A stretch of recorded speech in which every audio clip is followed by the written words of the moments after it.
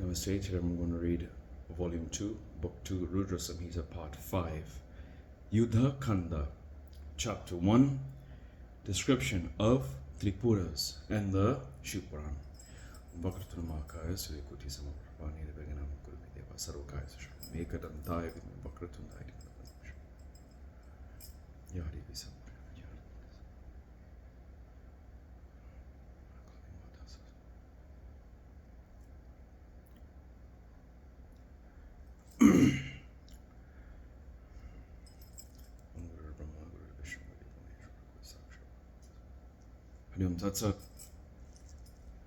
Narada said the excellent story of the household of Shiva, including that of Ganesha, Skanda, and others, which confers bliss, has been heard by us.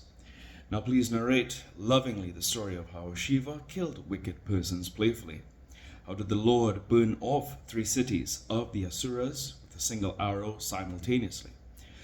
What sort of an arrow was it? Please narrate the story of the moon-crested Lord, conducive to the happiness of the gods and sages, and a play of the magic of Shiva. Brahma said, when he was asked by Vyasa formerly, the excellent sage, Sanat Kumara narrated the story. I'll repeat the same. Sanat Kumara said, O Vyasa, great intellect, listen to the story of the moon-crested Lord, how the annihilator of the universe burnt the 3 cities with a single arrow. O great sage, when the Asura, Tadaka, was killed by Skanda, the son of Shiva, his 3 sons performed austerities. The eldest of them was Taraksa, the middle one Vidyunmali, and the youngest Kamalaksa. All of them were of equal strength. They were self-controlled, well-prepared, disciplined, truthful, of steady mind, heroic, and inimical to the gods, eschewing all enjoyments, captivating the mind. They went to the cavern of the mountain Meru and performed a wonderful penance. The 3 sons of Tadaka eschewed all desires in the season of spring.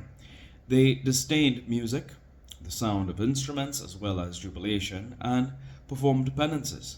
In the summer season, they mastered sunshine. They lighted fires in all directions.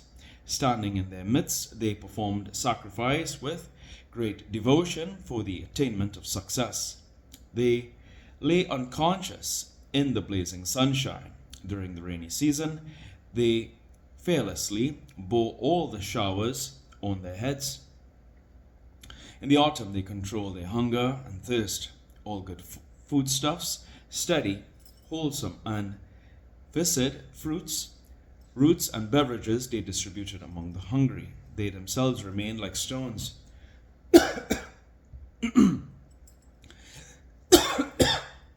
In the early winter, they remained on top of the mountain with fortitude, unsupported in any of the 4 quarters. In the late winter, they stayed under water, or wore wet dripping silken cloth, or allowed themselves to be covered with dewdrops. They were not at all vexed or distressed thereby. They gradually increased the severity of the austerities. Thus the 3 excellent sons of Tadaka performed penance with Brahma as the object of their worship. Maintaining strict severity in the austerities, the excellent Asuras made their bodies emaciated by the penance. Standing on the bare ground on a single foot, the strong Asuras performed the penance for 100 years. Taking in only air and enduring excessive heat and distress, the terrible and wicked souls continued the penance for 1,000 years. They remained standing on their heads for 1,000 years. They remained standing on their arms lifted for 100 years. Thus they bore extreme distress in their tenacious evil intent. They remained alert day and night. O sage, thus many years elapsed, even as they performed the penance. I think they had a virtuous dedication of their souls in Brahma, the sons of Tadaka.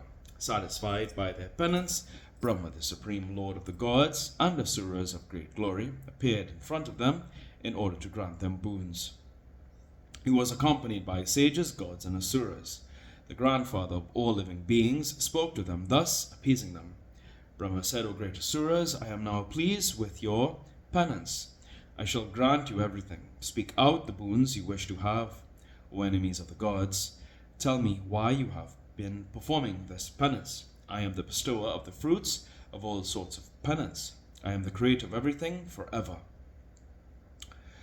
Sanat Kumara said, on hearing his words, they bowed to the grandfather with their palms joined in reverence and spoke to him, revealing their minds' desire slowly. The Asura said, O Lord of gods, if you are pleased, if boons are to be given to us, please grant us indestructibility at the hands of every living being.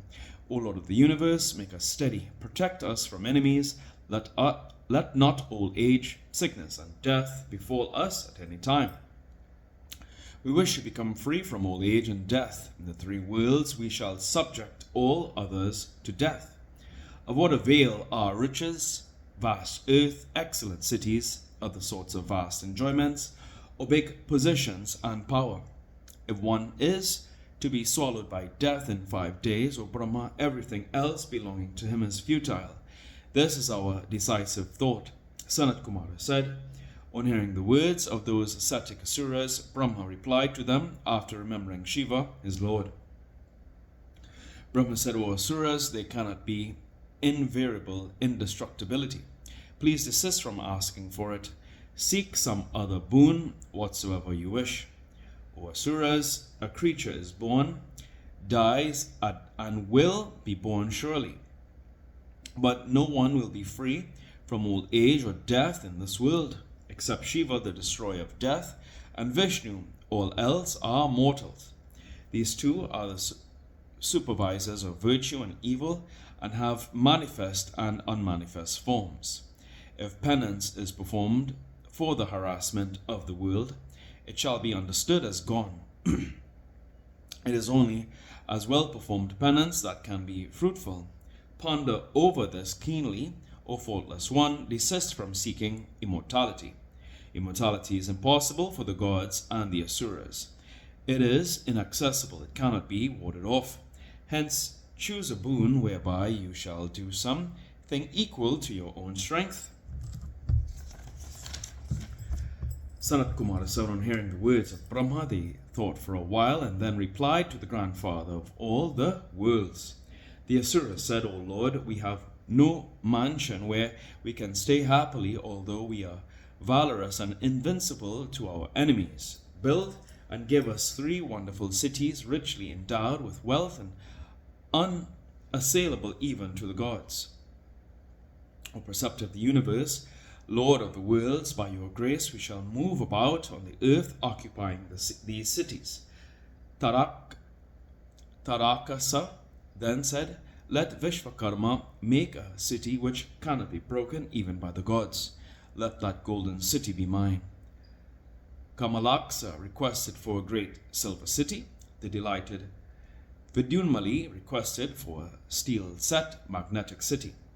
We will join together during midday at the time of Abhijit, when the moon shall be in the constellation Pusya, when the dark clouds, Puskara and Avarta, shower in plenty without being visible in the firmament with sporting clouds at the end of 1,000 years. These cities shall never join otherwise. O Brahma, when these cities are joined together, the Lord who embodies all the gods, sitting in a wonderful chariot containing all necessary adjuncts, may in his distorted sport discharge a wonderful single arrow and pierce our cities. Lord Shiva is free from enmity with us. He is worthy of our worship and respect. How can he burn us? This is what we think in our minds. A person like him is difficult to get in the world. Sanat Kumara said on hearing their words, Brahma, the grandfather and creator of the worlds, remembered Shiva and told them, let it be so. He ordered Maya, O Maya, build 3 cities, one of gold, another of silver, and a third one of steel. After ordering directly like this, Brahma returned to his abode in heaven, even as the sons of Taraka were watching. Then the intelligent Maya built the cities by means of his penance, the golden one for Tarakaksa, the silver one for Kamalaksa, and the steel one for Vidyunmali. The three fort-like excellent cities were in order in heaven, sky, and on the earth. After building the three cities for the Asuras, Maya established them there, desiring their welfare. Entering the three cities, thus the sons of Taraka, of great strength and valor, experienced all enjoyments. They had many kalpa trees. There elephants and horses were in plenty. There were many palaces set with gems, aerial chariots shining like the solar spear, set with Padmaraga stones moving in all directions, looking like moonshine, illuminated the cities. There were many palaces, divine minarets resembling the summits of the Mount Kailasha. Celestial damsels, Gandharvas, Siddhas, and Charanas were also there. There were temples of Rudra in every house. People performed the rites of Agnihotra. They were excellent Brahmins, well versed in sacred texts and devoted to Shiva always. The cities were embellished with many trees in well laid out gardens and parks, as if they had dropped from heaven. There were beautiful tanks, lakes, wells, rivers, and huge ponds. They were very beautiful, with plenty of fruit-bearing trees. The cities were decorated with camps and tents of various sizes and chariots with beautiful horses. There were herds of elephants in rut too. There were time indicators, playgrounds, and different halls for Vedic students. There were persons of various types, sinners, virtuous, pious, noble, and those of good conduct too. The place was sanctified everywhere, with chaste ladies engaged in serving their husbands and adverse to evil practices. The cities containing heroic asuras of great fortune, accompanied by their wives, sons and Brahmins well versed in the principles and practices of Vedic and Smarata rites. They were strict adherents to their duties. People had broad chest and bull-like shoulders. Some were of peaceful nature, and some of warlike temperament. Some were calm and some furious. Some were hunchbacked, some were dwarfish. They were protected by Maya. Some had the bew lily petals. Their hair was curly and dark in hue. Maya had instructed them in the arts of warfare. The cities abounded in people and engaged in terrific battles. There were many asuras whose heroism was sanctified by the worship of Brahma and Shiva. The asuras resembled the sun, the Maruts, and Mahindra. They were sturdy. Whatever sacred rites are mentioned in Sastras, Vedas, and Puranas as favorites of Shiva, as also the deities favorites of Shiva, were found there. Thus the asuras, sons of Taraka, after acquiring the boons, lifted their subservient to Maya, a great devotee of Shiva. Abandoning the other parts of the three worlds, they entered the cities and ruled the kingdom, following the principles of Shiva. O sage, a long time elapsed, even as they were engaged in meritorious activities and living happily, ruling over the good kingdom. Footnotes.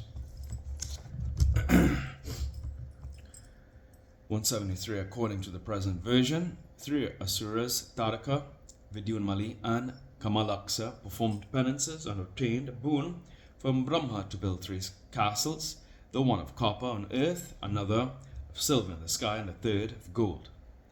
Brahma asked the asura Maya to build these castles for the asuras, which were destroyed by Shiva later on. According to another version, the asura Bana received the gift, three cities from Shiva, Brahma, and Vishnu. The Chedis adopted the name Tripuri for their capital on the banks of the Narmada. It is now traceable in the insignificant village of Tiwar, 13 miles from Jabalpur. This legend of the three cities is as old as the Brahmana literature. It is said that the asura built the city of copper on the earth, of silver in the sky, and of gold in the heavenly region. 174. For the mountain Meru, See note 247, note 64, page 623. 175. The original of this translation is defective. That is pertaining to. Hence, choose a boon whereby you shall do something equal to your own strength. 176. Puskara and Avarta, a class of clouds that rain in torrents at the dissolution of the world. 177. Maya, an asura, artificer of the dangers. 178. Kalpadruma is one of the 5 trees of Indra's paradise, fabled to fulfill all desires. Hence his reading of the Shiva Puran. Om Prabhu Pradanatam, Vishwanatam, Jagannatanatam, Sarantapacham, Bhutipitam, Vishwabhutanatam, Shivam, Shankaram, Shamisham, Om Kapura Gauram Karana Prataram, Sansara Saram, Gita, Sadavasantam, Ridar, Vednipavam, Saitam, Om Parvatipate, Hara Hara Hara Mahadev, Om Sambhu, Samtaram, Bakavijam, Sumishtiparam, Urvarakami Padanam, Josham, Tatum, Swaha, Sajam. Jeti Mangla Badra Kali, Mata Chaptat, one Lusha, Chasakat, Vidya, Dravinam, Sarvam, Shanti Shanish. Hariam Tatsat.